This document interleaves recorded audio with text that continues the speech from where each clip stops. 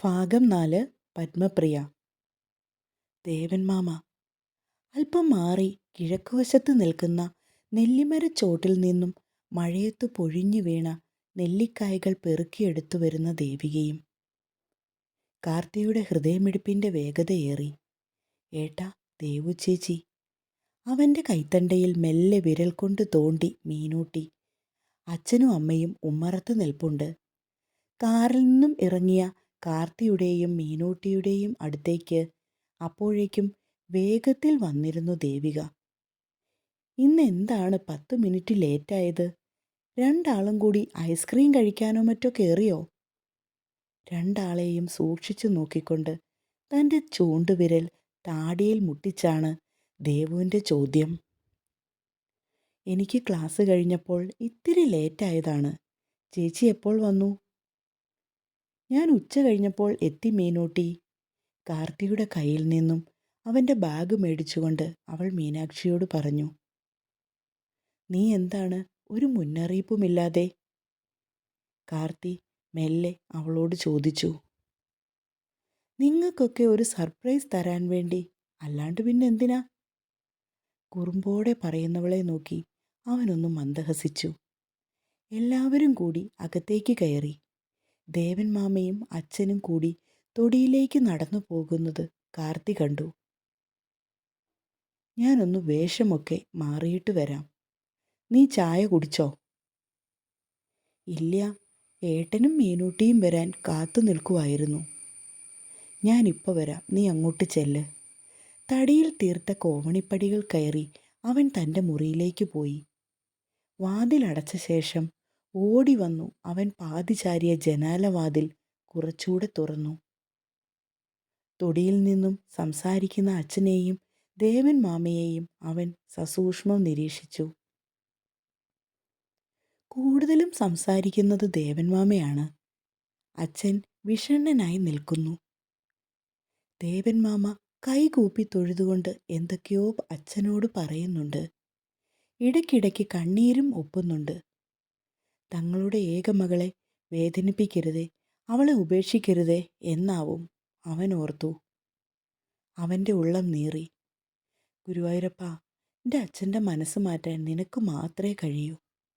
നിശബ്ദം കേഴുകയാണ് അവൻ അപ്പോഴും. ദേവൻ മാമ അച്ഛൻ്റെ കാല് പിടിക്കാൻ പോകുന്ന കണ്ടതും കാർത്തി ഞെട്ടി. അച്ഛൻ വേഗം ദേവൻ മാമയെ കെട്ടിപ്പുണർന്നു.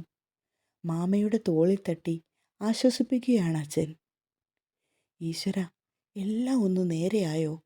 അവൻ്റെ നെഞ്ചിൽ ഒരാളൽ പോലെ തോന്നി.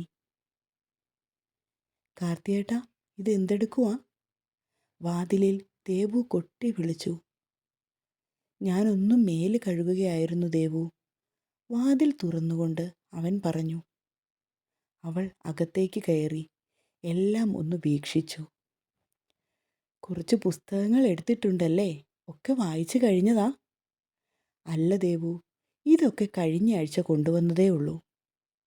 അപ്പോഴേക്കും മീനൂട്ടിയും അവിടേക്ക് വന്നു. രണ്ടാളും വായോ, അമ്മ ചായ കുടിക്കാൻ വിളിക്കുന്നുണ്ട്. മീനു വന്നു പറഞ്ഞപ്പോൾ അവർ ഇരുവരും താഴേക്ക് ഇറങ്ങിപ്പോയി. കാർത്തിയേട്ടൻ്റെ ഉള്ളിൽ എന്തോ വിഷമമുള്ളതുപോലെ ദേവുവിന് തോന്നി. എന്നും ഒരുപാട് വിശേഷങ്ങൾ പറയുന്ന ആളായിരുന്നു. ഇന്ന് എന്തേ പറ്റിയത്? ചോദിക്കാനുള്ള അവസരം കിട്ടിയതുമില്ല. മീനൂട്ടിക്കൊപ്പം പടികൾ ഇറങ്ങി വരുമ്പോൾ ദേവു ഓർത്തത് അതായിരുന്നു. ചായയും കായ വറുത്തതും അരിമുറുക്കും എടുത്ത് അമ്മ മേശമേൽ നിരത്തിയിട്ടുണ്ട്.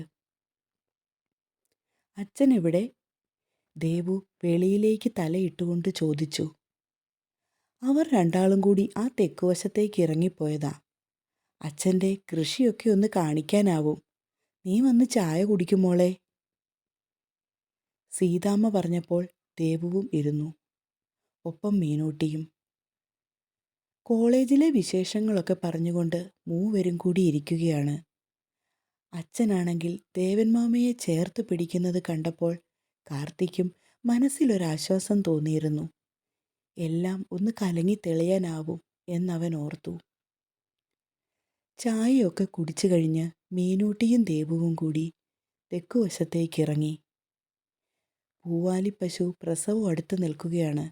അവളെ ഒന്ന് പോയി തൊട്ട് തലോടി ദേവു നിന്നു. കടിഞ്ഞൂലായതുകൊണ്ടാവും ഇവൾക്ക് ഇത്തിരി ക്ഷീണം അല്ലേ മീനൂട്ടിയെ? അച്ചമ്മയും പറഞ്ഞു.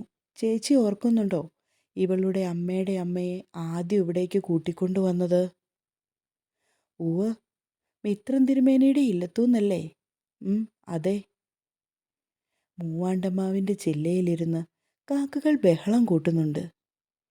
ഇവറ്റോക്കൊക്കെ എന്ത് ഭക്ഷണമൊന്നും കിട്ടിയില്ലയാവോ? മാവിൻ്റെ മുകളിലേക്ക് നോക്കി ദേവു ചോദിച്ചു.